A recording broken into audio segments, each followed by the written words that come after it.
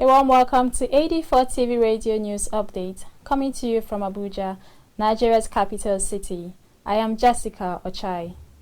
Nigeria's President Muhammadu Buhari has united with the ECOWAS heads of state and government in calling for the immediate return of the constitutional order in Mali and the release of President Ibrahim Boubacar Keïta of Mali.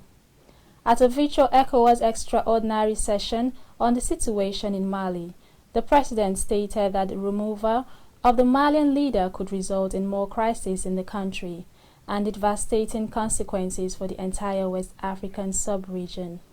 Meanwhile, in Russia, about 1,500 people marched through the streets of the far eastern city of Khabarovsk this Saturday, marking the 7th consecutive weekend of protest after the region's governor was detained in early July. Since the detention of Sergei Forgal, the region's popular governor, on the 9th of July 2020, over a connection with murder charges which he denies. Residents of Khabarovsk, 6,110 kilometers east of Moscow, have been protesting. They believe the detention is politically motivated. And in Nigeria, the education sector has been grappling with many challenges, ranging from poor funding, infrastructure, inadequate teaching aids, and quality teachers, among other things. 84 TV Radio spoke to Ode Ochicha, a leadership specialist and the chairman of the Governing Council of the Federal Polytechnic, Ileoju, Ondo State, Southwest Nigeria, who spoke about revamping the Nigerian education sector.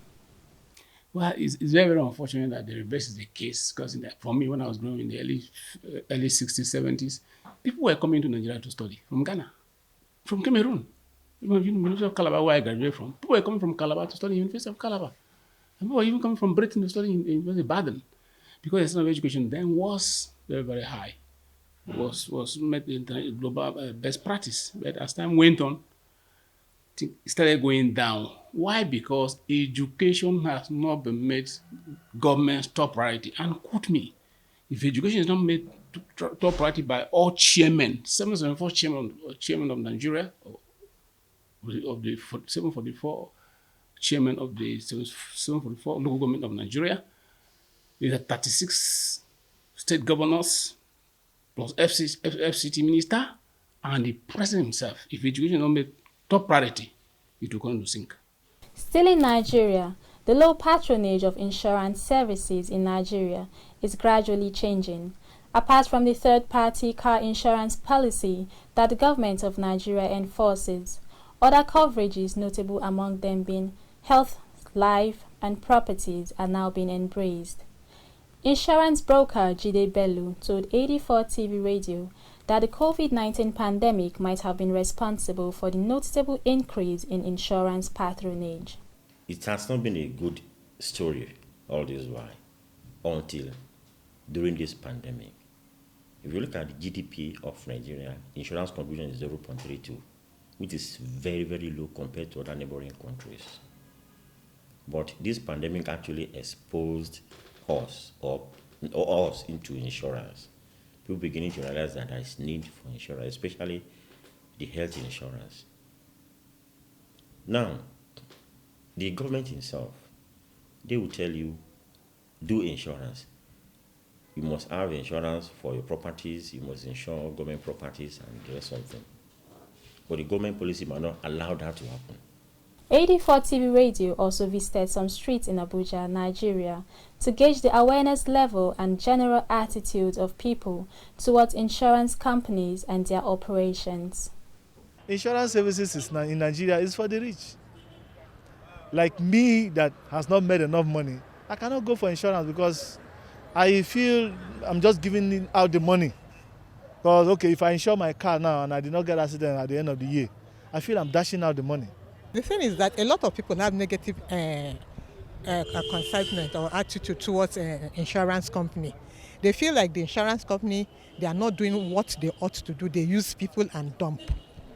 Right? But if the insurance company can convince people and make them see the reason why things have to be insured, why not? People will do it. We take a break now. When we return, 208 Nigerians returned from the United States. Stay with us, details coming up shortly. Don't give us any excuses. If I can do it, if I can put on a mask, And I can put on a mask,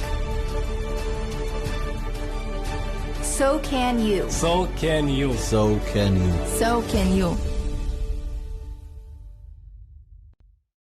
Welcome back. You're watching 84 TV Radio News Update. 208 Nigerian citizens left New Jersey for their home country this Thursday night in the 9th evacuation flight from the United States. The repatriation came barely 24 hours after the 8th flight in which 94 Nigerians were repatriated from Houston, Texas, to join their friends and families back home.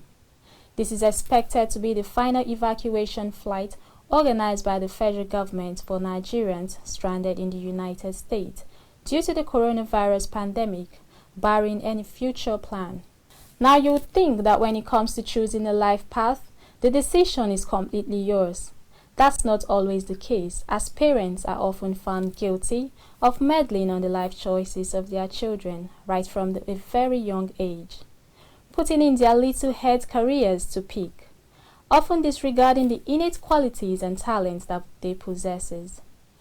Young adults who succeed in breaking free from their parents' influences still have a hurdle to face: the tertiary institutions. Nigerians seeking admission into higher institutions often get their course of studies changed, either because they have not met the set out mark by the university and given another option, or, like they put it, space in that department is full. Students who do not want to wait another year to reapply are left with settling for what they are given. Yes, I'm studying mechanical engineering right now, and that's like my course. That's the course I study from childhood, and that's the course I'm doing right now. Actually, during my university days, I applied to study microbiology. But because that year there was this aptitude test written, so due to the cutoff mark, people that qualified to study that same course were much, so they had to push some of us to a different course. So at the end of the day, I ended up studying what I did not apply for. Not that my parents forced me to, the school pushed me to that particular course. But at the end of the day, I'm happy with it. Reports coming in says that the Niger State Police Command in Nigeria, West Africa, on Saturday says its screening of applicants into the Constable Cadet will hold between 24th of August and 6th of September 2020 at the Police Officers' Mess in Minna, the state capital. The command's public relations officer, Assistant Superintendent Wasiu Abiodun, disclosed this in a statement, adding that the exercise would hold between 9 a.m. and 6 p.m. each day. Abiodun said the exercise was strictly for applicants from Niger State who had successfully completed their online recruitment registration. Now remember, coronavirus is real. Ensure to wash your hands regularly. Use alcohol-based hand sanitizers. Wear your masks besides maintaining social distancing. And that's it on 84 TV Radio News Update, coming to you from Abuja, Nigeria's capital. You can join the conversation on our website at www.84tvradio.com.